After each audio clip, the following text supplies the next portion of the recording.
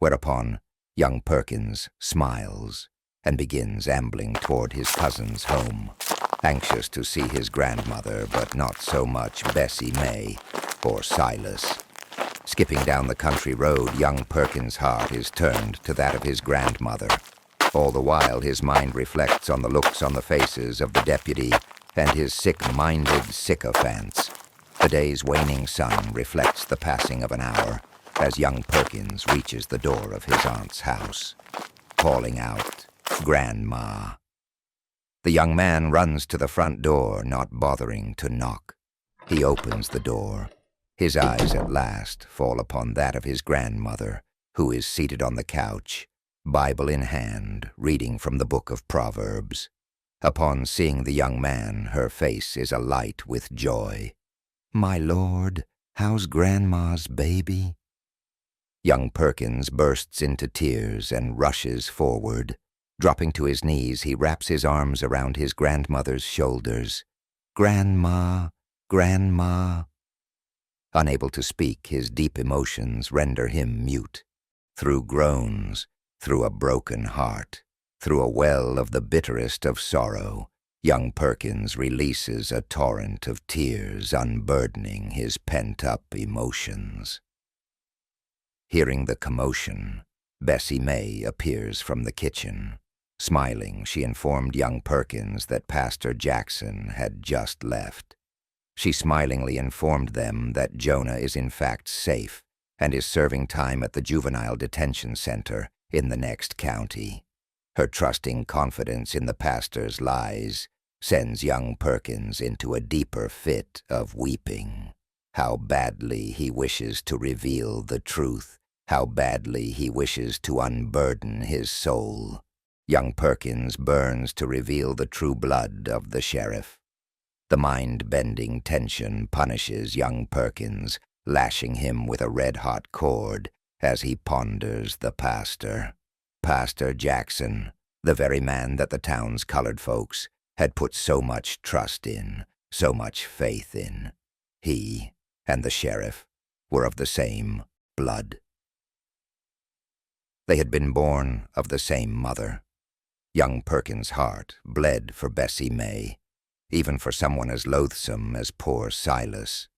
His heart harbored a certain sadness, for he knew sooner or later the pastor would have to reveal the truth.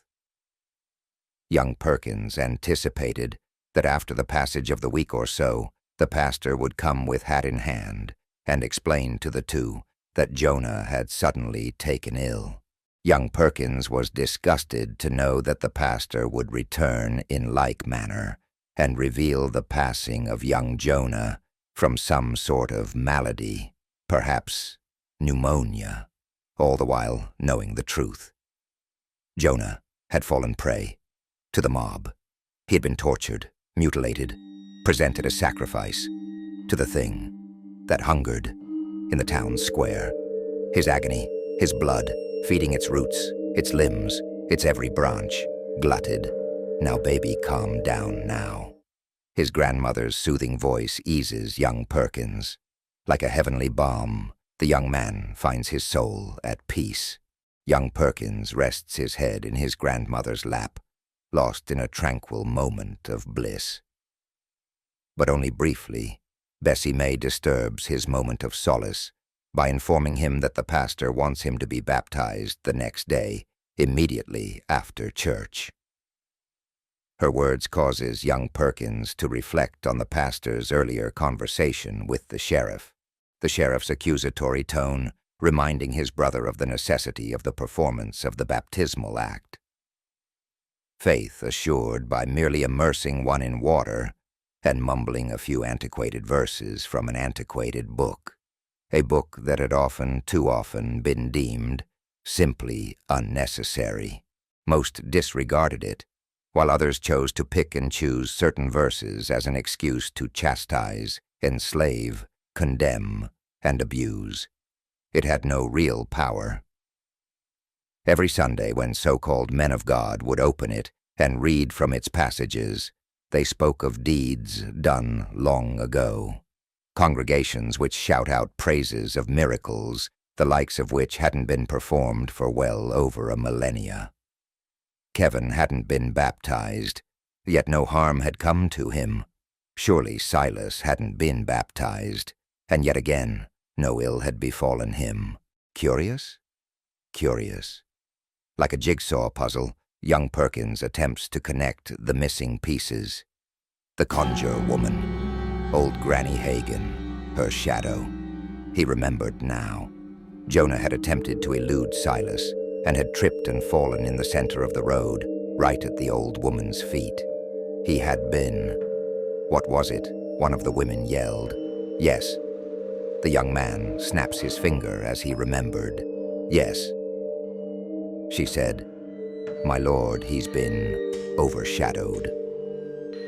The mystery of the conjure woman's dark powers resided somewhere in her shadow, and falling beneath her, Jonah had been at that moment damned, doomed by the shadow of death. Who was Granny Hagen? Who was this conjurer woman that everyone feared? Young Perkins recalled the old folks talking about a woman in Louisiana. She too walked with a cane, but instead of a black cat, she was accompanied by a large black hound, a hound called Dagon. The old colored folks mentioned her powers being as formidable as that of the conjure woman. It was his understanding that even wealthy whites came to respect the Louisiana witch, as she was known. The wealthiest members of the landed gentry deemed it necessary to present offers of worship and obedience in order to be granted a favor. Whether a curse or a blessing, if the black hound, Dagon, was the familiar of the Louisiana witch, so then was her cat, Satan, or Nigger Man, as called by some, the familiar of the old conjure woman. The Louisiana witch and the conjure woman were also aided by the use of a gnarled, old, twisted walking stick. Were they members of the same coven? The sudden revelation dawned like the morning sun as young Perkins came to the realization that they both walked with the use of a walking stick. Not machine-made, but fashioned from the branch of a tree. Not just any tree, but the tree.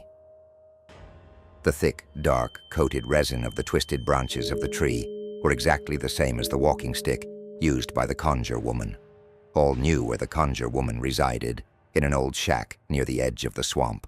None but the desperate, the very desperate, dared visit.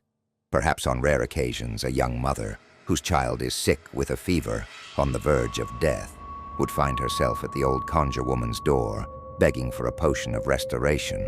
Or a lover spurned would seek her aid to avenge a broken heart.